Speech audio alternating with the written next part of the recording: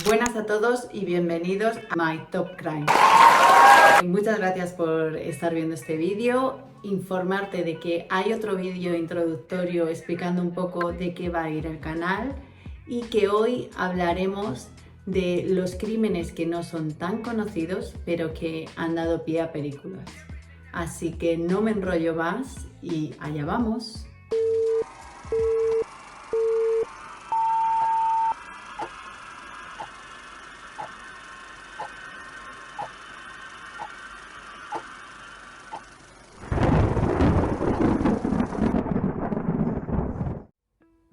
Bueno, el primer caso es el que dio pie a la película Snowtown y quería traer este caso porque yo estuve 3 años viviendo en Australia y este crimen sucedió en Australia y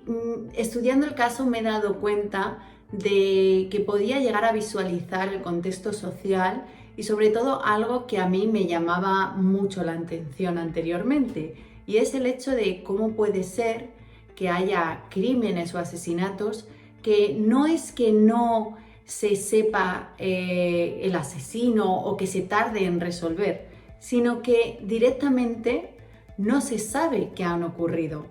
Y claro, si nos ponemos en la escala de Australia, estamos hablando de un país que es del tamaño de básicamente la unión de todos los países de la Unión Europea, pero que sin embargo su población es un poquito más de la mitad de la población española, por lo que los núcleos de población están muy dispersos y eso hace que el contacto directo con familiares, personas conocidos, sea un poco más complicado, incluso que ciertas zonas estén un poco más aisladas. Bueno, en este caso nos vamos al estado del sur de Australia, de South Australia, concretamente a la zona de Adelaide, la zona metropolitana, y aunque esta película se llame Snowtown, los asesinatos sean conocidos como los asesinatos de Snowtown o los cuerpos de los barriles, todo se llevó a cabo en el perímetro de la ciudad principal del estado de South Australia, de Adelaide, concretamente en Salisbury North y Murray Bridge. Nuestro punto de partida es el 20 de noviembre de 1998, cuando el hermano de Elizabeth Haydon llega a comisaría a denunciar la desaparición de su hermana. Resulta que Elizabeth Haydon estaba casada con Mark Haydon, una persona con antecedentes criminales que además llamó la atención a los policías porque tenía una relación estrecha con John Bunting, un personaje que ya estaba en la mira de los policías ya que iba divulgando mensajes de odio hacia ciertos grupos sociales y que además estaba pudiéndose vincular con ciertos movimientos sospechosos.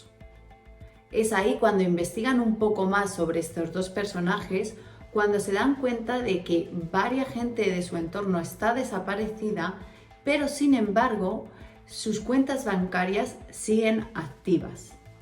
En mayo de 1999 llega a los oídos de la policía que Mark Haydon había alquilado desde agosto del año anterior un banco en desuso en la ciudad de Snowtown. Con toda la información consiguen una orden de registro y entran al banco en mayo de 1999. Y lo que encuentran será una habitación hermética y abovedada que al abrir desprende un olor terrible. Dentro de esta habitación, aparte de un montón de material sospechoso, encuentran 6 barriles con restos humanos en alto estado de descomposición, ya que estaban sumergidos en ácido. En este momento detienen a John Bunting, Mark Haydon, Robert Wagner y James Blasakis. ¿Y quiénes eran estos personajes? Bueno, como ya decíamos, el cabecilla de todo era John Bunting, una persona nacida en septiembre de 1966 en el estado de Queensland, un estado bastante alejado de South Australia, cuya infancia había estado marcada por un acto que pasó a sus 8 años cuando el hermano de uno de sus mejores amigos le pegó y abusó de él sexual. Se dice que todo esto generó en él un odio profundo a ciertos grupos sociales, sobre todo homosexuales y pedófilos, y que junto con una posible vertiente psicópata hizo que desarrollase una actitud que le llevaría a creerse el juez que determina quién debe o no vivir. A sus 22 años empezó a trabajar en un matadero donde le enseñarían cómo descuartizar y despellejar animales, lo cual disfrutaba. Otra de las condiciones muy unidas siempre a la psicopatía. Y finalmente se muda al estado de South Australia, donde conocería a su pareja llamada Elizabeth, con la que se iría a vivir en Salisbury North. En este lugar sería donde tendría su primer contacto con Robert Wagner, un joven que había tenido una infancia un poco alterada y en que en ese momento era pareja de una mujer transgénero llamada Vanessa Lane, la cual ejercía un control un poco abusivo de él, llegando a dominarlo y controlarlo tanto emocional como económicamente. Por lo que cuando Bunting conoce a Robert, empieza a notar en él una parte un poco vulnerable que aprovechará para acabar controlándolo él mismo y haciéndolo su seguidor más leal. De la misma manera será la forma de captar a James Lasakis, el cual era, atención, hijo de la pareja de John Bunting, que también había tenido una infancia marcada por la ausencia de la figura paterna y encontró en Bunting esa figura, esa confianza, esa sensación que siempre había buscado. El último, como ya decíamos, es Mark Haydon, el cual nunca pudo ser relacionado activamente con los asesinatos, pero que pertenecía a dicho grupo y era consciente de todo lo que se estaba haciendo. Como ya decíamos, Bunting tenía una personalidad muy manipuladora, tenía un don de gentes que le llevaba a saber controlar a ciertos grupos y ciertas personas que podían ser un poco más vulnerables, y a su vez desarrolló un odio tan profundo a ciertos grupos sociales que, unido a su poca empatía, llegaba a sentir que él podía ser como un justiciero y decir quién merecía y no vivir, determinando quién era lícito para pertenecer a la sociedad. E incluso él mismo desarrolló lo que él llamaba la Spider Wall, que era una pared llena de caras y personas que él creía que no merecían vivir. Lo fuerte de todo esto es que no solo mataban a sus víctimas, sino que además las torturaban hasta llegar a conseguir sus cuentas bancarias o incluso los datos para reclamar sus pagos sociales.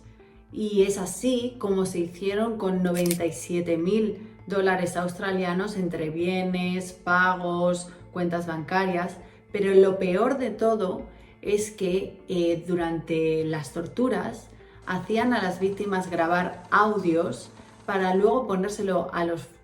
familiares, haciendo entender que la desaparición era voluntaria y así que nadie investigase sobre esto.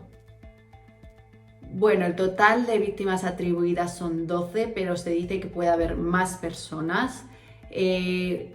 Parte de los cadáveres fueron encontrados en los barriles y otros fueron encontrados en la propia vivienda de John Bunting, enterrados en el jardín.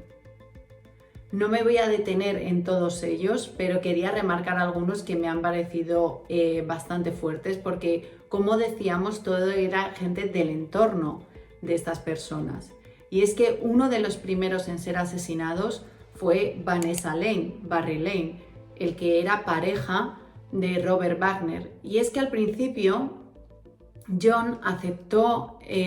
a esta mujer transgénero porque le servía de chivo expiatorio para saber quién de la zona, según él y según ella, estaban cometiendo actos pedófilos, ya que ella siempre había estado relacionada con abuso de menores. Pero fue cuando Vanessa empezó a salir con un joven llamado Thomas Eugene Trevelyan, cuando Bunting se enteró, Trevelyan le dijo a Bunting que Vanessa había abusado de él. Entonces decidió que era suficiente para asesinarla. Lo peor de todo es que hizo contribuir y participar en el asesinato a Trevelyan, que posteriormente será también asesinado por este grupo, haciéndolo pasar por un suicidio, ya que Trevelyan tenía una grave esquizofrenia y lo acabaron colgando de un árbol y la policía determinó que podía haber sido un suicidio. Pero bueno, volviendo a Vanessa Lane, a Vanessa, como decíamos, la torturaron hasta sacar sus cuentas bancarias, los datos para recibir los pagos sociales, se quedaron con su coche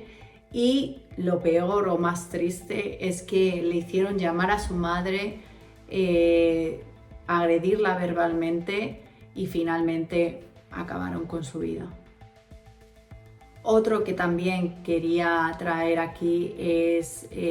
Garvin Alan Porter, un amigo de James Blasakis, que sería uno de los primeros en los que John convencería a su propio amigo James de participar. Y es que esta persona era un drogodependiente que había tenido también una situación bastante conflictiva de joven, perdió a su madre mientras vivía en Queensland, se mudó a South Australia y fue aquí cuando conoció a James y finalmente acabó mudándose a la propia casa donde también vivía John Bunting y la familia de los Blasakis. Y fue ahí donde un día John le acusó de haberse dejado una jeringuilla de heroína con la que él se había pinchado, por lo que decidió que una vez más era suficiente como para acabar con su vida. Pero quizá uno de los más llamativos fue Joy Truth, quien era hermano de parte de sangre de madre de James Blasakis. Y es que fue el propio James quien le dijo a John que Truth había abusado de él sexual, por lo que John dijo que había que matarlo. Durante la tortura hicieron grabar un audio que luego le pondrían a los familiares diciendo que había decidido marcharse y que nadie contactase con él. Y es aquí cuando llegamos a Elizabeth Haydon, quien ya sabemos que era mujer de Mark Haydon, cómplice en todo este caso, y resulta que Mark le había expresado a John que había contado todo lo sucedido a su esposa, por lo que un día Robert y John deciden ir a la casa de los Haydon cuando Mark no está ahí, torturarla, asesinarla y una vez hecho todo esto se lo enseñan a su esposo y lo que hace es reírse. Finalmente, el último de los asesinatos se cometió muy poquito antes de que se encontrasen los barriles y fue una vez más un familiar directo de James Blasakis, su hermanastro David Johnson, el cual fue engañado por el propio James Blasakis para ir a Snowtown, diciendo que había un ordenador que quería comprar, que fuese con él, y nada más llegar al banco, lo atacaron, lo pegaron, lo torturaron y finalmente, algo que también veremos más adelante con otros serial killers o asesinos en serie, es que la escala de los asesinatos va aumentando y al final empiezan a cometer actos como un poco intentando llenar ese vacío que nunca completan. Y resulta que en este caso, una vez asesinado David, finalmente tanto Robert como John cortan un trozo del cadáver, lo cocinan y se lo comen. Una vez detenidos, fue muy importante la colaboración de James Blasakis, quien lo hizo para reducir su propia condena, pero que finalmente conllevó que en el 2003 se condenase tanto a Robert Wagner como a John Bunting a cadena perpetua sin posibilidad de libertad condicional, que él acabase siendo condenado a 23 años de cárcel y se dice que puede estar ahora mismo libre. Es verdad que su identidad y nada de lo que tiene que ver con él se ha desvelado, ya que era parte del trato que tenía con la policía. Y finalmente, como decíamos, Mark Haydon no pudo ser relacionado activamente con los asesinatos, pero fue condenado por ayudar a trasladar los cadáveres y por su encubrimiento de los hechos. La naturaleza del caso y sobre todo el encubrimiento mediático que tuvo una gran repercusión en Australia. Fue un caso muy sonado en Australia e incluso la película Snowtown no hizo más que avivar ese carácter un poco oscuro del ser humano, en el cual nos sentimos atraídos por los sitios donde sabemos que ha ocurrido algo así. Por lo que Snowtown empezó a recibir un montón de turistas, hasta tal punto que la propia ciudad pensó cambiar el nombre, pero no lo llevó a cabo. Bueno, como veis, es un caso bastante duro,